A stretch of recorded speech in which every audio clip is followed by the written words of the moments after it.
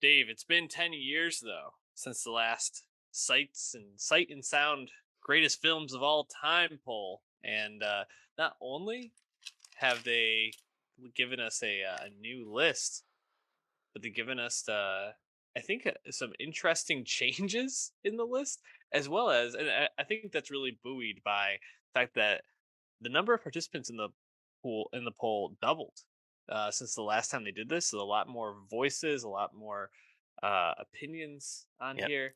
Um, More women, it, more people of color, thankfully. Absolutely, and I think you definitely see that in a lot of the movies on here. But Dave, number one, if I were to tell you that the number one film of all time is Gene Dealman, a, Yep. uh, a Belgian French film. film, a Belgian film from 1975, would you call me crazy? I mean, I definitely wouldn't have expected it. Uh, that's for sure. I think I did know a bit about the history of this list too. Vertigo, of course, hitting number one last time around in 2012, ending a 5-year run of Citizen Kane at number one, which of course would date back to 1962 because they do this every 10 years. So yeah, I definitely wasn't seeing that coming. But in listening to people talk about it, people that have seen the movie, I have not seen it. Uh, it is cool, I think, to see like a more like newer, recent admiration for a classic of the past get manifested on a list in this way. I think, like you said, speaks to the greater voting body on this. But yeah, talk about inspired. I think overall though, like if you look at the top 10, you look at the top 100, looks pretty good. I mean, I think they're really think picky with who they invite in, but it's a lot of critics and it's a lot of directors.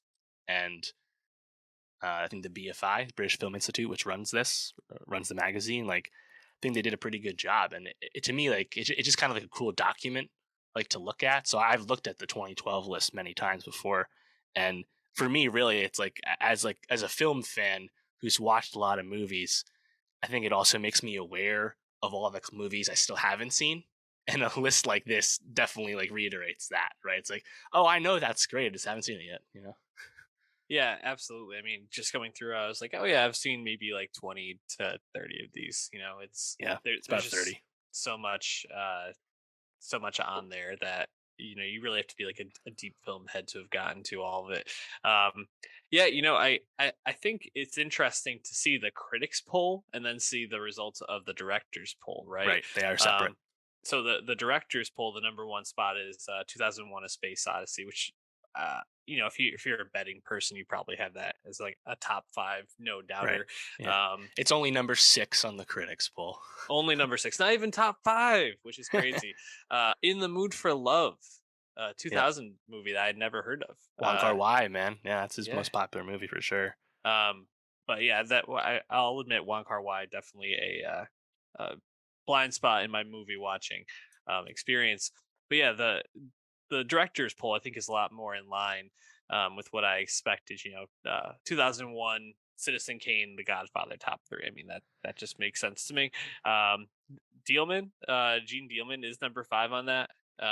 With Right? Vertigo number six. So a lot of overlap, but um, yeah, I mean, talk to me about the new movies that made it on though, because it's Right. not maybe the movies you'd expect.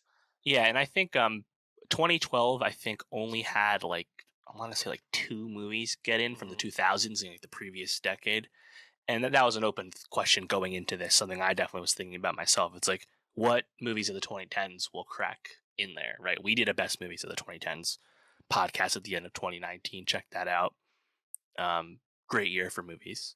But like, what can like crack in the top 100 films of all time? It's such a you're competing against the rest of the history of movies. It's a tall task. It's nothing against the 2010s, and I think in general, having more time away from that decade and the movies that came out in that will probably buoy further movies' chances of eventually cracking in. Right. So in the meantime, we only got 4. I think that's actually quite strong, quite Oh inspired to yeah, get 4 2010s movies on the list this year.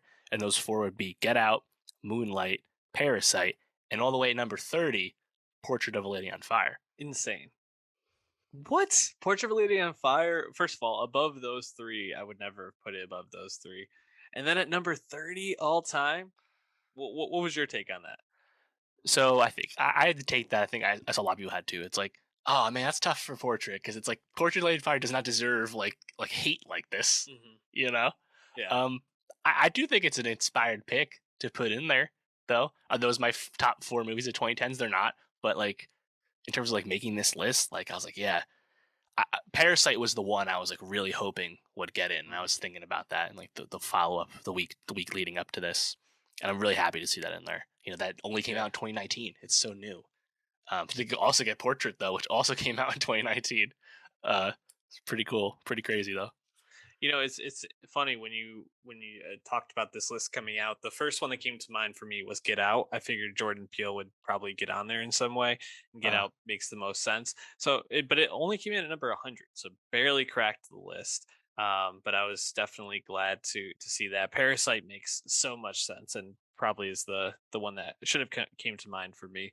right, And Moonlight, I feel like is fairly inspired too. I mean, obviously, it had the very dramatic um, Oscar win and had a lot of love. Beautiful movie. I guess I just didn't think it was going to be worthy of a list like this, but really glad to see it on there, and great look for Barry Jenkins, just kind of continuing to anoint him as a filmmaker. And I think that's the thing is like out of the four filmmakers represented by the new movies, at least three of those I think we would say are probably like three of the best people making movies right now. So it makes right. sense. Again, apologies to Celine Sciamma, Yeah. but yes, I agree.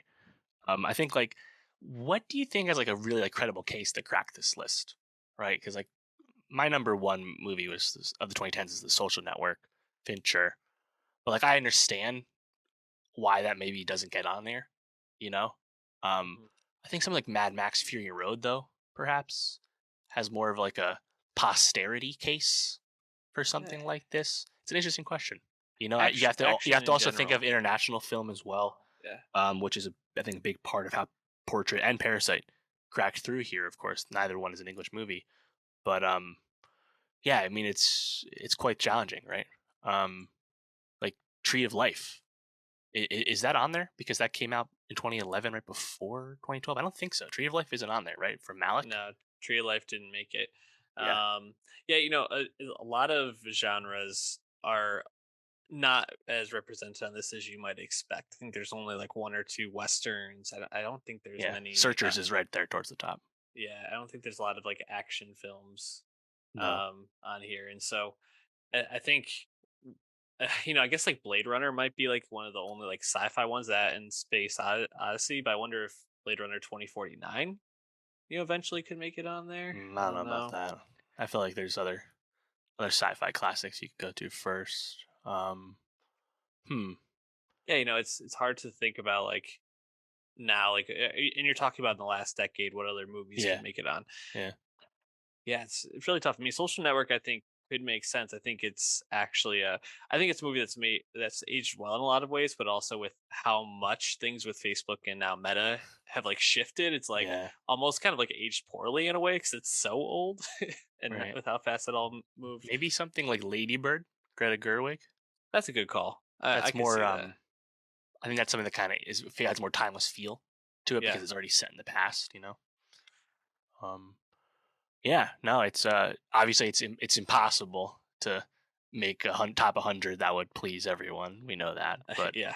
definitely. I think BFI and Sight and Sound they really take it very seriously, and you could tell like the critics that I follow that like did happen to have a vote, like they were sharing their list, and it was just really cool to see individual ballots and stuff. And I think it's just a really cool effort that happens, and the fact that it's once every 10 years too makes it like a really big thing. You know? Hmm.